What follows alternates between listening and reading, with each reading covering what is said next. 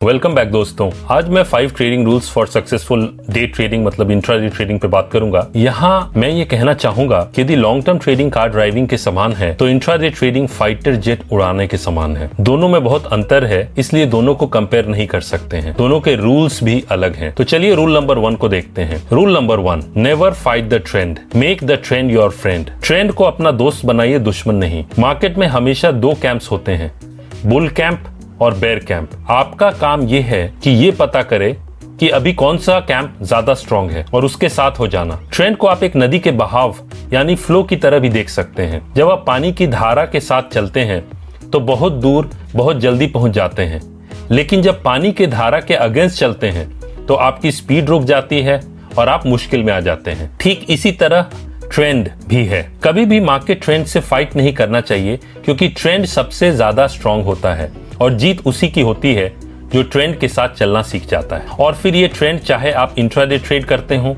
या फिर short term करते हो या फिर लॉन्ग टर्म, मार्केट में पैसा बनाने के लिए ट्रेंड का रहना बहुत जरूरी है। ट्रेंड आइडेंटिफाई करने के लिए moving averages best technical tools हैं। अब रूल नंबर 2 पे आता हूं। एक बार आपने ट्रेडिंग रूल्स डिफाइन कर लिया, उसके बाद you have to act without hesitation. Day trading is action oriented और इसमें ज्यादा सोचने के लिए टाइम नहीं मिलता है।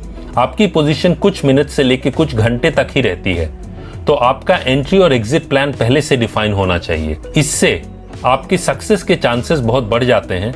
ज्यादातर लोग ट्रेड लेने के बाद सोचना शुरू करते हैं, जो फिर जनरली उनके इमोशंस के बेसिस पे होता है, लेकिन आपको ट्रेड लेने से पहले ही एंट्री और एग्जिट प्लान कर लेना है। रूल नंबर 3, बेस्ट ट्रेड जो होते हैं वो देखने में सबसे ज्यादा मुश्किल लगते हैं, लेकिन अच्छा पैसा ऐसे ही ट्रेड्स में बनता है। यदि आप इंट्राडे ट्रेडिंग में टेक्निकल एनालिसिस यूज करते हैं तो उसके साथ प्राइमरी इंडिकेटर जैसे प्राइस है, तो उसके साथ आप सेकेंडरी इंडिकेटर्स जैसे डेरिवेटिव्स डेटा हो गया, वॉल्यूम डेटा हो गया, डिलीवरी क्वांटिटी डेटा भी देखा कीजिए।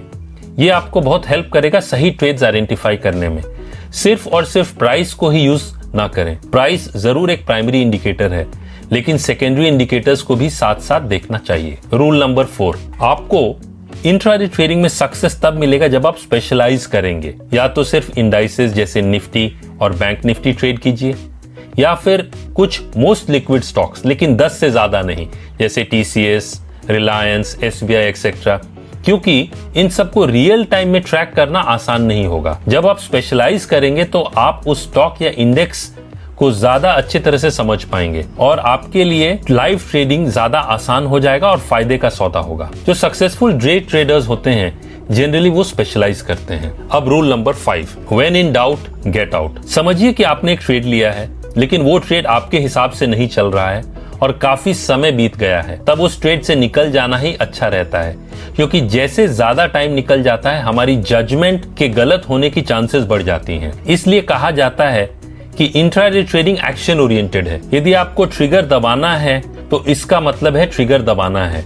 इसमें कोई इफ और बट की गुंजाइश नहीं होती है। होप ये एपिसोड आपको अच्छा लगा। फिलहाल इतना ही दोस्तों, जल्द फिर मिलते हैं। Take care, stay safe and succeed in trading. Thank you.